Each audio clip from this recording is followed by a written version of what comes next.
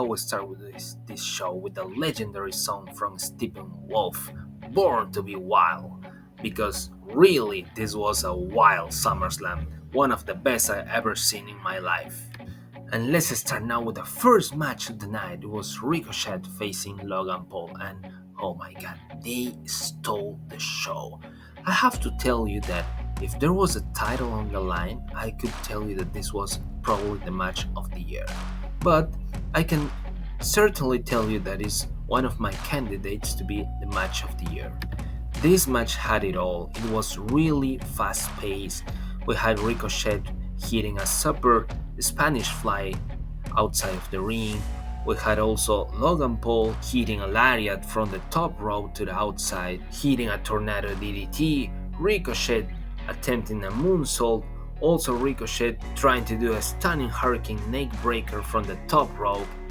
And just by the end, Logan Paul avoided a 630 attempt from Ricochet, and at that very moment, when Ricochet was in the middle of the ring, Logan Paul received some brass knuckles from a friend, one of his friends of course, and he hit Ricochet with that and allowed that to win the match. They were impressive at every moment, these two guys really stole the show. Then we had the match between Cody Rhodes and Brock Lesnar. And at the beginning of the match, Brock Lesnar completely controlled the match. He even gave Cody Rhodes two F5s outside of the ring, one on the floor and the other one through the announce table. And despite Cody Rhodes getting back into the match with a Cody cutter, Brock Lesnar applied a Kimura lock. Cody escaped and then sent Brock Lesnar into the spokes turnbuckle before locking Brock Lesnar in a Kimura lock of his own. And after Brock Lesnar fought free from the submission hold, Cody Rhodes hit Brock Lesnar with 3 crossroads to finally put the beast down for good. After the end of the match, in a sign of respect, Brock Lesnar shook Cody's hand and raised his arm into the air. Great match. And now let's see what happened at the Battle Royal. And there was a surprise return, and it was almost tossed out multiple superstars and dominated the field in the early match. And finally, 8 superstars joined forces to take down the Nigerian giant Omos. Final 4 came down to LA Knight, Sheamus, AJ Styles and Bronson Reed.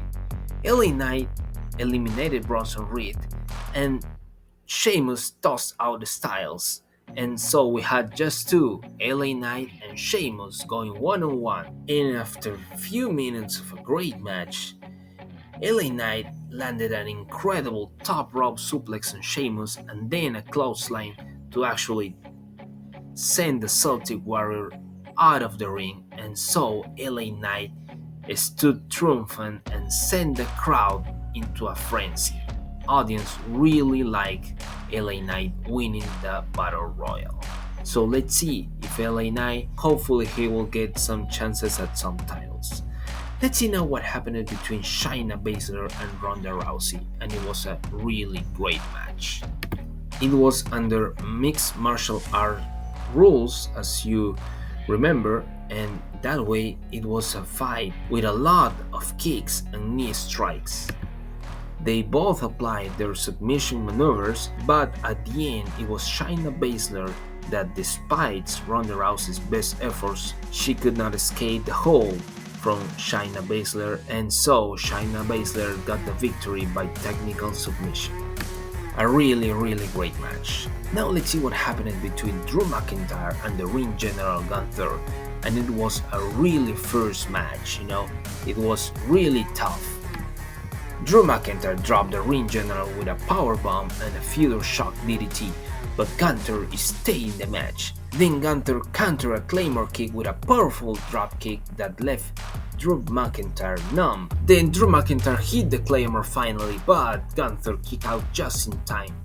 Despite McIntyre rocking Gunther to his very core, the ring general responded by knocking McIntyre off the top rope before landing a splash and a powerbomb to walk out Detroit with the Intercontinental title. It was a really great match, a really tough match, very similar to the one that we saw between Sheamus and Gunther last year at Clash at the Castle. Now let's see what happened between Seth Rollins and Finn Balor. And the mind games started right away with Seth Rollins wearing the same vest that he wore 7 years ago when he injured Finn Balor at SummerSlam 2016. But then Balor, continuing remembering SummerSlam 2016, Finn Balor hit Rollins with the same move that actually put the Prince on the shelf for nearly a year. A vicious buckle bomb into the ringside barricade. It was a really close contest until Senor Money in the Bank, Damian Priest, and all the Judgment Day arrived to the ringside. And as Damian Priest threw the Money in the Bank briefcase into the ring for Balor to use, the Prince was too late to get there, allowing Seth Rollins to stomp Finn Balor face first into the briefcase to retain the title.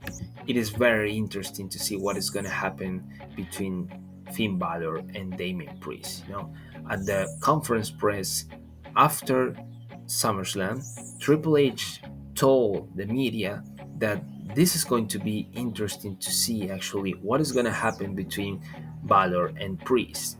And he compared the Judgment Day to the Bloodline, telling us that in the Bloodline there is a clear leader, but in the Judgment Day there is no clear leader, because it could be Finn Balor, but it could also be Rhea Ripley and also Damian Priest. So he leaves the door open to probably see a feud between Damian Priest and Finn Balor for the leadership of the Judgment Day.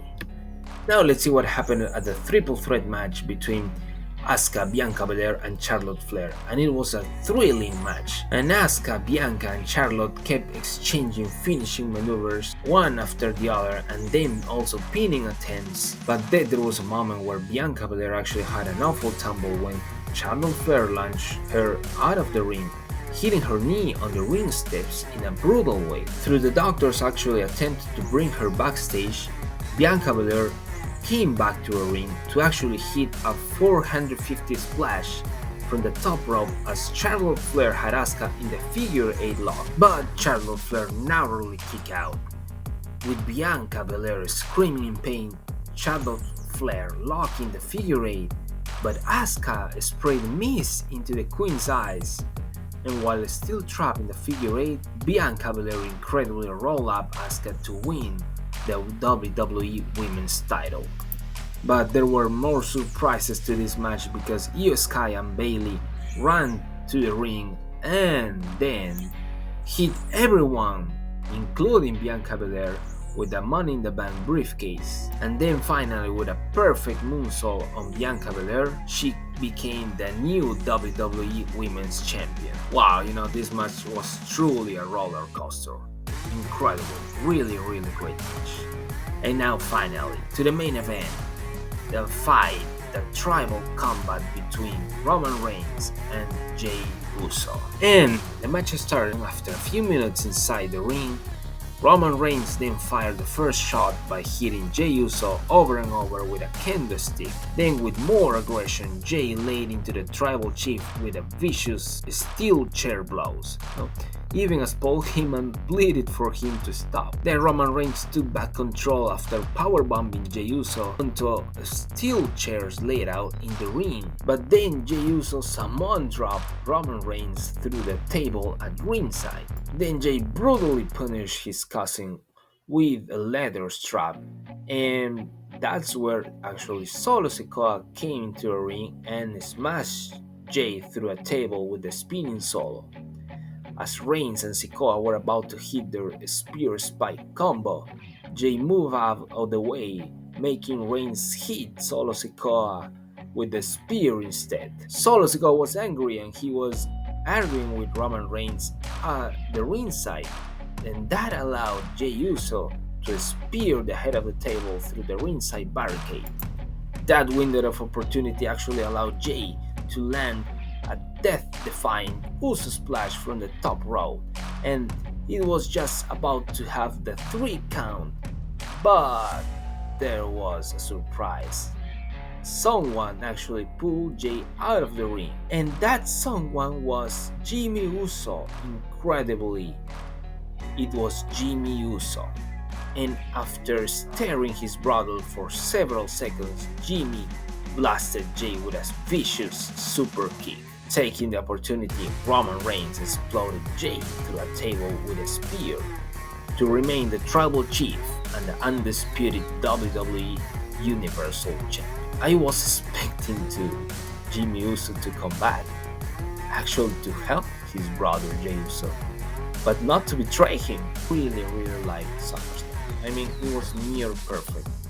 It wasn't as perfect as WrestleMania, but it was near perfect. Maybe very close to a 10, probably a 9.5 over 10 points. No, it was nearly close to perfection. But let me know in the comment section down below what do you think. And I hope you liked the show today. And that's it for today. I hope you like. If you like, share. Please share, subscribe, and I'll see you on the next video.